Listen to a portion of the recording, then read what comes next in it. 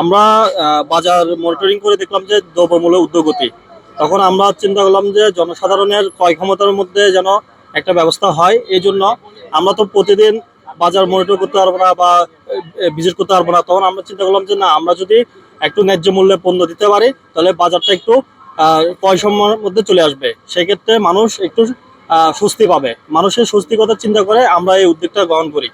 যার পরিপ্রেক্ষিতে এখন বর্তমানে আপনারা দেখতে পাচ্ছেন প্রচুর মানুষ এখানে কেনাকাটা করে। তারা সবাই আমাদেরকে সাপোর্ট দিচ্ছে, বলতেছে ভাই আপনাদের উদ্যোগটা আমাদের কাছে প্রশংসনীয়। তো আমরা তাদের এই ফিডব্যাকটা পেয়ে আমরা এখনো পর্যন্ত করতেছি। যতদিন পর্যন্ত আমরা বাজারের একটা ক্রয় সময়ের মধ্যে না আসে ততদিন পর্যন্ত আমরা এটা পরিকল্পনা আছে কন্টিনিউ করার। যখন দেখবো যে না বাজারে একটা ন্যায্য মূল্য পাওয়া যাচ্ছে তখন আমরা হয়তো থাকবো না, কারণ আমরা সবাই স্টুডেন্ট, আমরা পড়াশোনা করি। পড়াশোনার পাশাপাশি এতটুকু আমরা সাপোর্ট দিচ্ছি এলাকাবাসীকে, যেন তারা একটু সবজি কিনে খাইতে পারে, যেন ওরা একটু ভালো সবজিগুলো পায়, ফ্রেশগুলো পায়।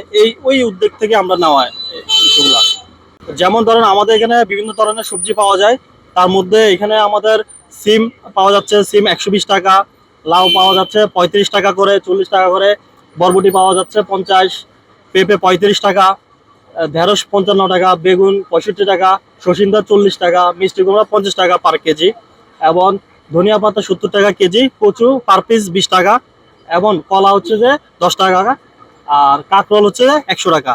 এভাবে করে আমাদের দৈনন্দিন যে বাজারগুলো আসে তার ন্যায্য মূল্য হিসাব করে আমরা এইভাবে মূল্য তালিকা দিয়ে দিই, যেন সরাসরি কাস্টমার দেখতে পারে, মানুষজন দেখতে পারে। ওই জন্য আমরা মূল্য তালিকা সহ এখানে ক্রয় বিক্রয় করি।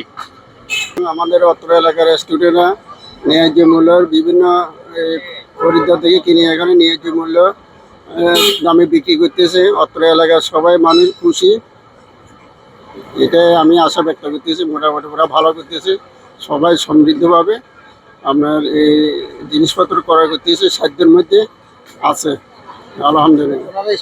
এখন বর্তমানে ওনাদের উদ্যোগটা মানে প্রশংসার দাবি রাখে, কারণ হচ্ছে যে কি বাজারে দ্রব্য মূল্যের গতির কারণে অনেক সময় দেখা যায় যে কি সিন্ডিকেটের কারণে নির্ধারিত মূল্যটা আমরা ওই দ্রব্যটা পাই না।